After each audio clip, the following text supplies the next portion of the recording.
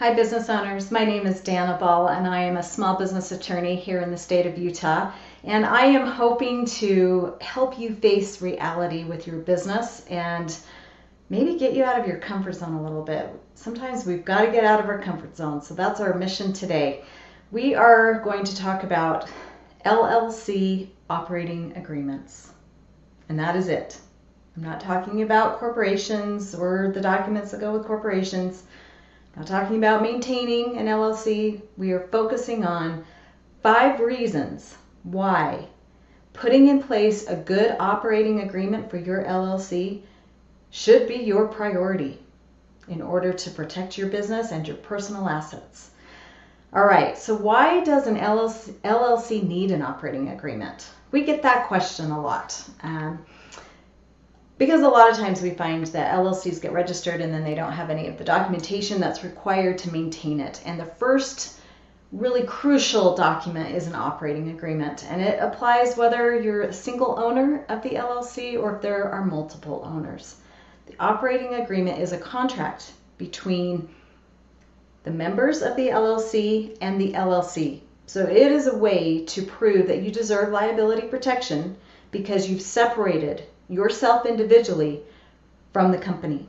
You're 2 completely separate beings, and an operating agreement can be pulled out and submitted as evidence to prove that. So we start with that. It's very, very important.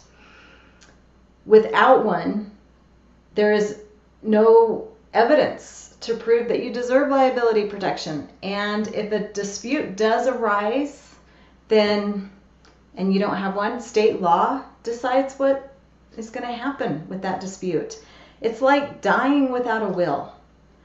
You don't want to die without a will because you want to be in control of what happens to your kids and all that you've built up in your life. So putting an operating agreement in place as an LLC member is going to protect you and your business. All right.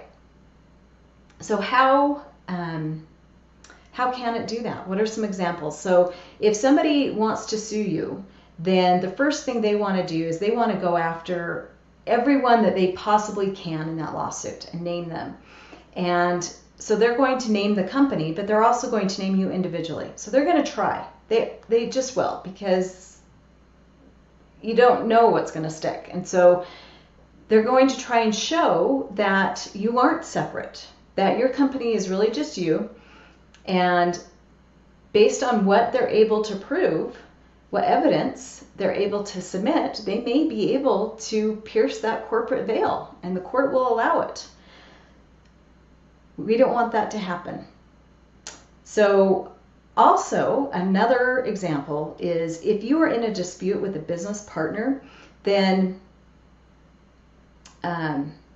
that dispute, if you don't have an operating agreement in place, that dispute alone is going to take so much time and money and heartache with litigation to get it resolved.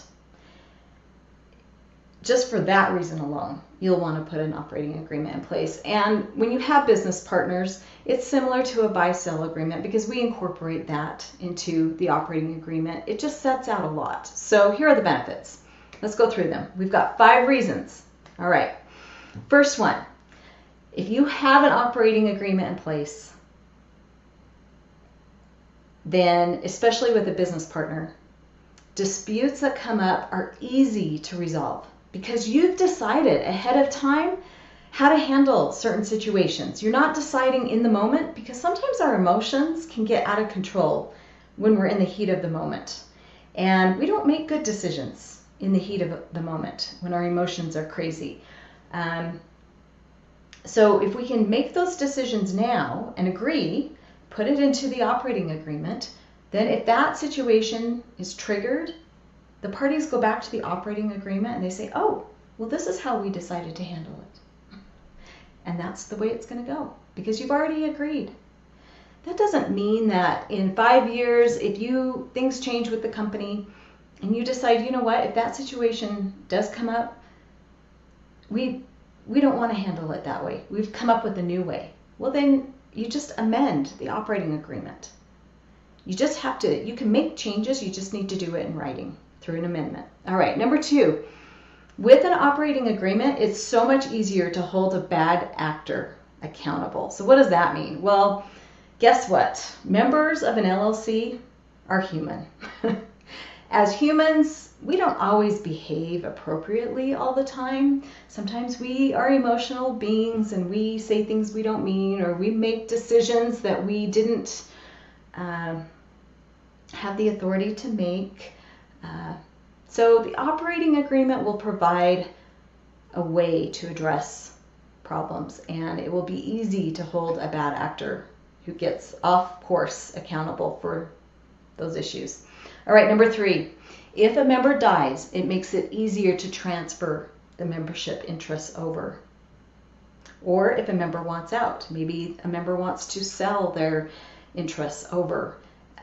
Because it's all in the operating agreement, how that's going to go, it makes it a smooth transfer. Number 4, it keeps decision making under control.